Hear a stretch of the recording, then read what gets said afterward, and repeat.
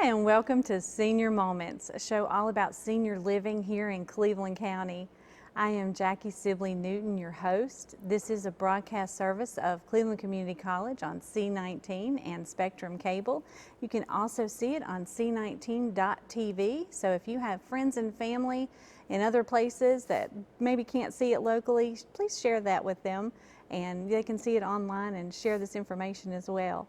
My guest today is Sergeant Tony with the Cleveland County Sheriff's Office, and today we're going to be talking about fraud, specifically fraud among senior citizens, because they seem to be targets really often. Yeah, they definitely seem to be the target demographic in Cleveland County and pretty much across the nation. I think a lot of that it comes from people thinking, well, they're not going to be up on technology, or they're going to be less likely to understand what's going on. So what do you feel like is the most likely way they're going to be contacted? So it kind of fluctuates. Here lately, we've had a big uptick with scammers pretending to be law enforcement officers. So they'll contact the senior.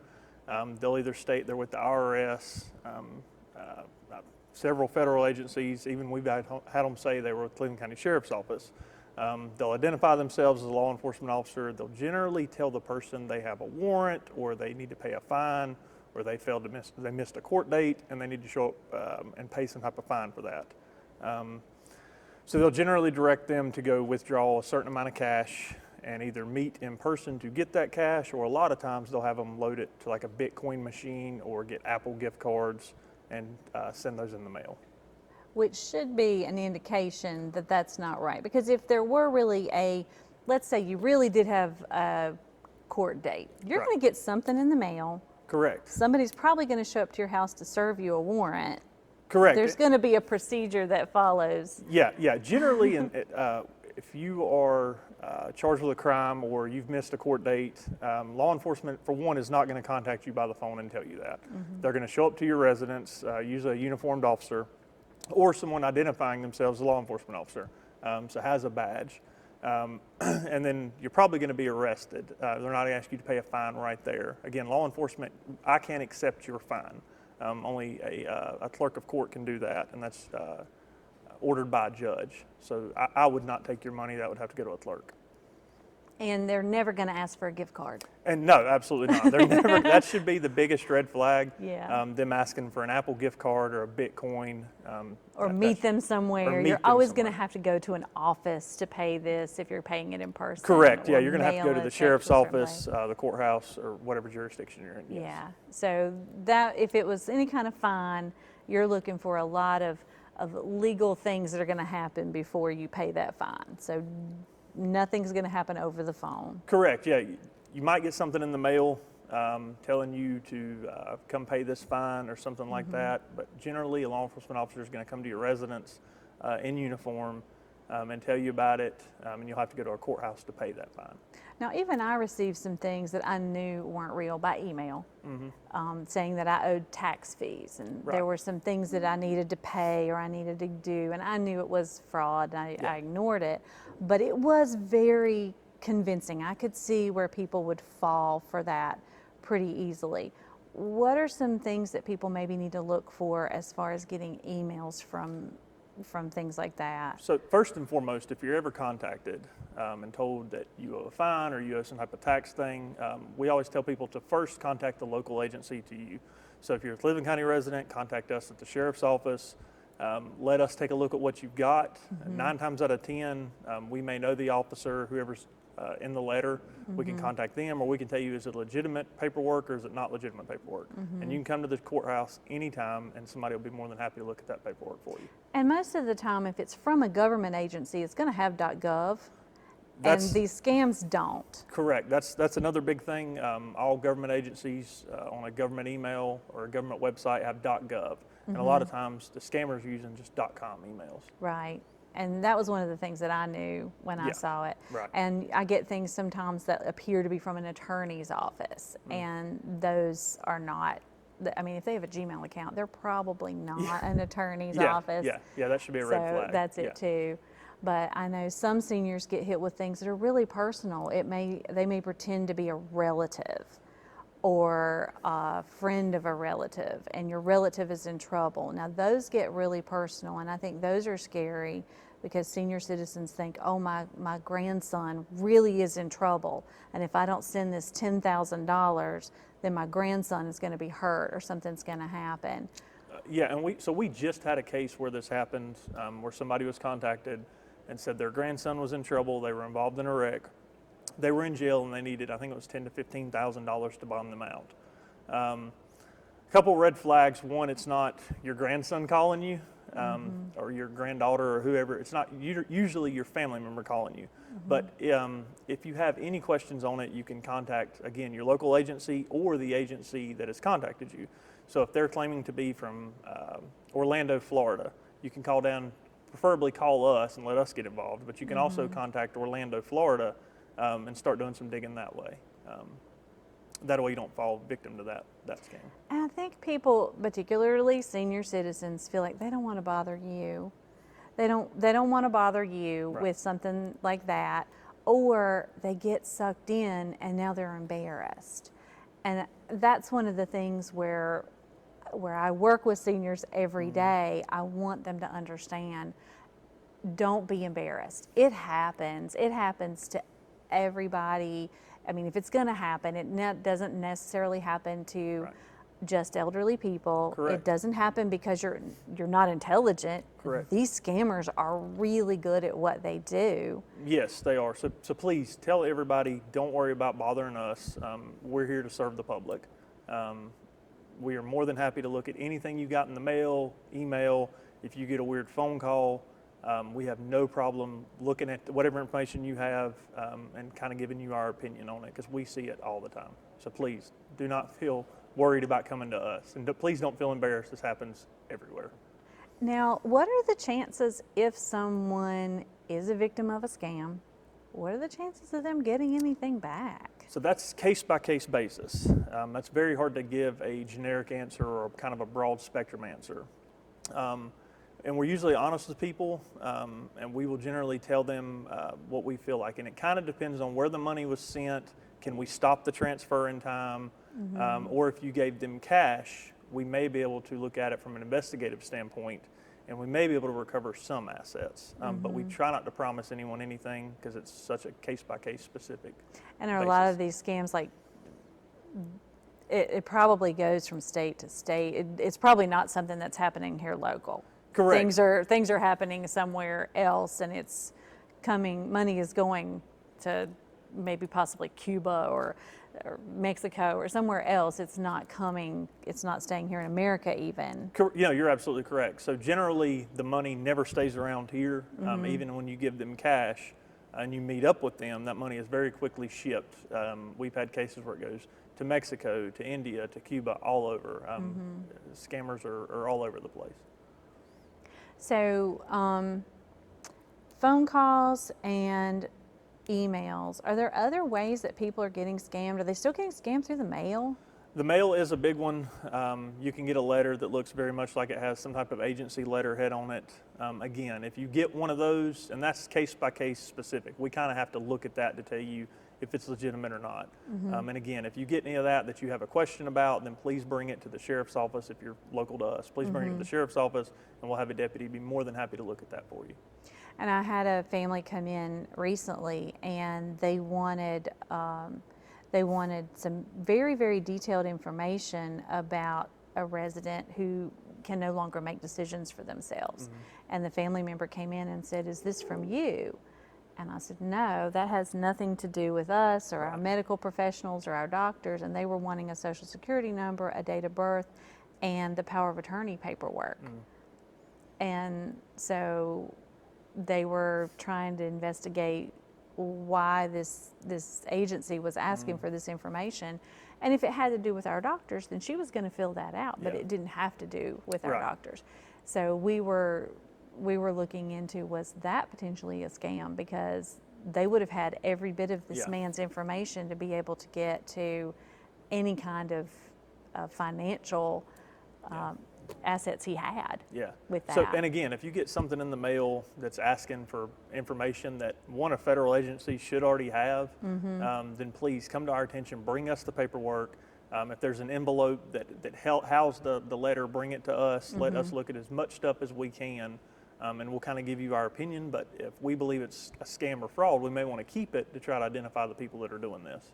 So what's some information that people definitely need to protect? And I know that we're kind of all used to just giving out our information now. What are some things that we tend to give out a lot of that we probably should not be giving out as much as we do? So one, obviously your Social Security number. No law enforcement officer is ever going to contact you or should contact you to ask for your Social Security number. We could access that if we need it. So always protect your Social Security number. That's probably one of the biggest things. Your address, your date of birth, anything like that, really specific to you to help the scammers narrow down you or maybe your bank accounts, things like that. Definitely your bank accounts. Never give them any of that information. And like I said, if you ever have questions, please call us. And I know if your bank calls you and asks for your account number, it's probably not your bank. Yeah, that should be another clue. So if your bank calls you and asks for your account number, that's something they should have. Yeah. So you can get us the phone number, especially if it's a phone call. So we keep pretty much the latest up-to-date technology at the sheriff's office. A lot of times we can look up that number and be able to kind of find out who that number is registered to or belongs to. Now, not in every case. There are ways they can spoof their number or create fake numbers. But in some cases, I actually use a legitimate number, maybe a party that they've gotten involved in this that is coming to pick up the money. You'll have their phone number, and that can kind of help us as the case moves down the line. Well, we're going to take a quick break, and then we're going to come back and learn more about how to keep you safe and to help keep your loved ones safe.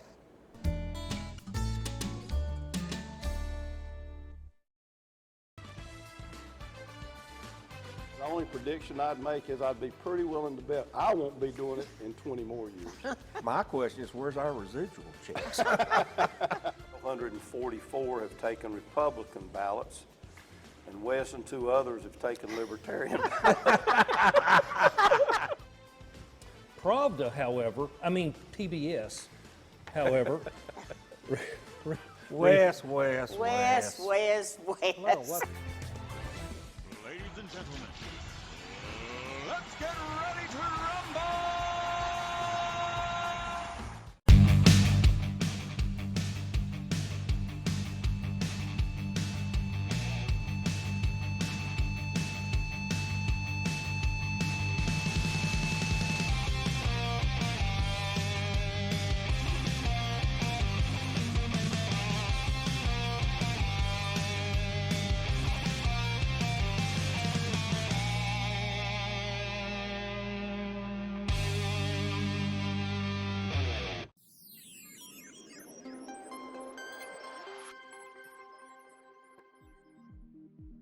Cleveland Community College has identified strengthening online learning as the topic for its quality enhancement plan. We're calling it SOUL. SOUL's 5-year implementation plan is focused on continuous improvement of online courses and promoting student success. We're excited for you to take this journey with us.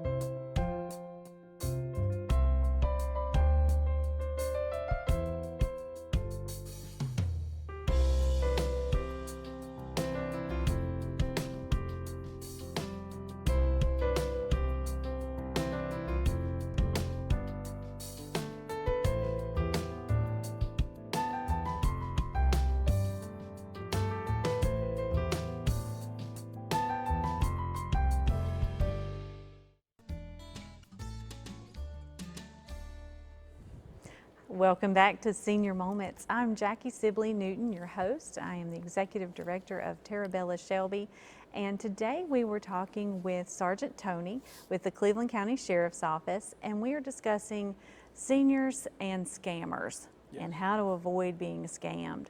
Now, there are some resources available to help people learn more about what to do if you're scammed or how to avoid being scammed. Can you tell us where to go and what to do? Yeah, so, and we have to take it case by case because it depends on what information you have given them, whether you've given them cash or whether you've given them their social security number or your bank information. So the first few things we're going to do, just to kind of make it broad, we're going to tell you to contact your bank. We're going to tell you to tell your bank to be able to look out for any suspicious activity, or if you've given them that bank account or that card, we're going to go ahead and cancel all of that. Right. If you've given them your social security number or a lot of identifying information, there's actually a website you can go to. I believe it's idtheftcenter.org.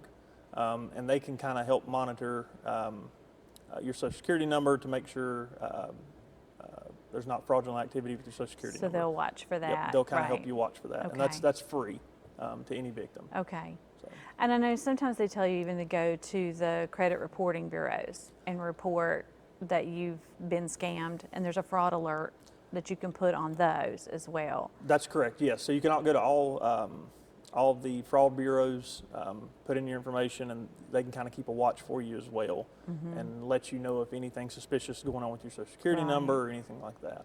And banks are so great now about calling and saying, we suspect fraud. Yes.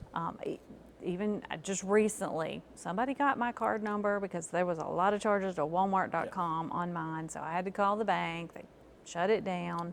Banks are pretty good about stopping that, giving you your money back Yes. while they investigate it. I don't know how somebody got my card number. Yeah. It happens. So it Yeah. happens to everybody. And a It lot of happens. times that's happening. They'll put card skimmers, maybe in like the fuel pumps or at the reader. And a lot of times the teller or the workers don't even know they're there. And they'll Right. gather information for several days, a week, or however long they keep it. And they'll remove it, and it's got all of your credit card information on it. Yeah. But generally, like you said, banks are really good at getting you your money back pretty quickly. And a lot of banks are pretty proactive. They'll actually contact you and say, hey, we see a large charge in California. Is that Yeah. you? And some banks are really good about doing Yeah. that. Yeah, and so it's really important too to be in touch with your bank and let them know if you're traveling. Correct. Because if you are traveling and you make a charge while you're in Florida, they will call you and say, "Hey, are you in Florida?" Yeah, and that's 'Cause actually the you point. can't use your credit card right now. Yeah, yeah, and that's the point I was about to get to.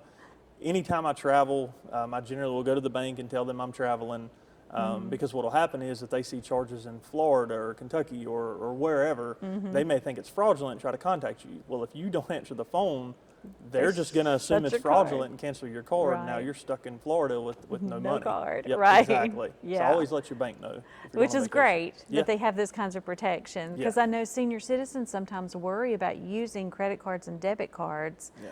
because they don't feel like those are safe. Somebody's going to get my number, somebody's going to steal it, but sometimes those are the safest things to use Correct. because the bank is watching for those things that you wouldn't normally charge. Correct. If they see that all of a sudden you've spent $300 in a store that you've never shopped in before, you're going to get a phone call or a text saying fraud detected. Yeah.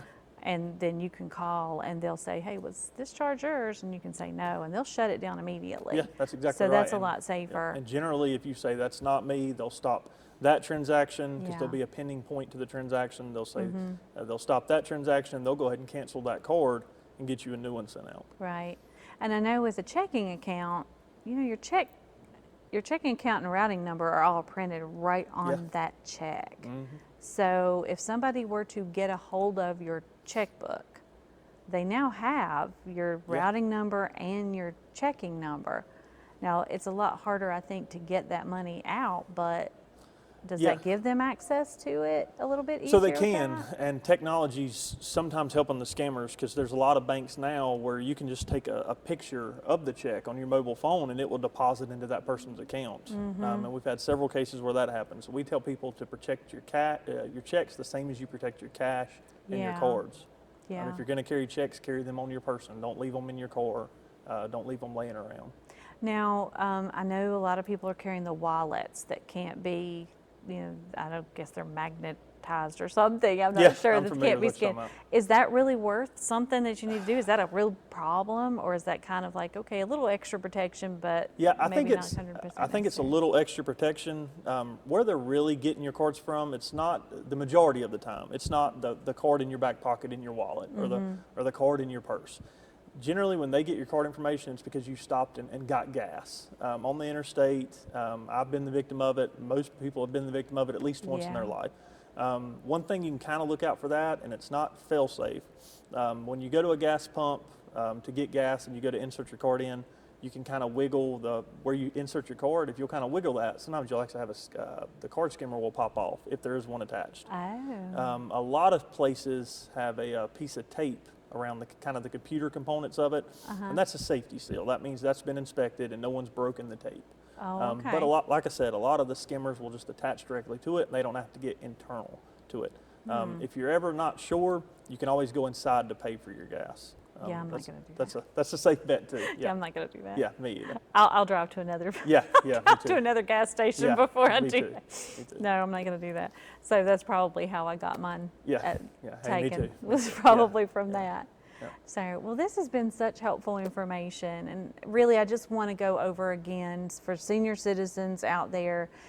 Please call. Please Yes, call yes. somebody. Don't be embarrassed if you have been the victim of scam. Call the Cleveland County Sheriff's Office. Let somebody know. Let them help you. Call your bank. Let them help you. Let them walk you through it. If you have any kind of suspicious information come to you by email, by phone, or through the mail, let somebody look at it. Everybody wants to help, and the Sheriff's Department is never going to be bothered. No, absolutely not. They're here to help you, and they're here to help. They want to help. I would rather help you now than Absolutely. help you later. They would much rather look at your piece of mail and say, Yes. no, that's a scam, than try to Yes. help you later figure Yes. out where your $30,000 went. Yes, I'm ma'am. sure That's correct. it would be a whole lot easier Yes, to avoid it than to try to help later. yes, absolutely. So also, there's also resources available to help, and I know that they do classes as well sometimes through their department. So contact the Senior Center. There's some resources there as well to help avoid scam and help avoid you being taken victim. And I appreciate you watching Senior Moments. Join us again next time, and we'll see you again.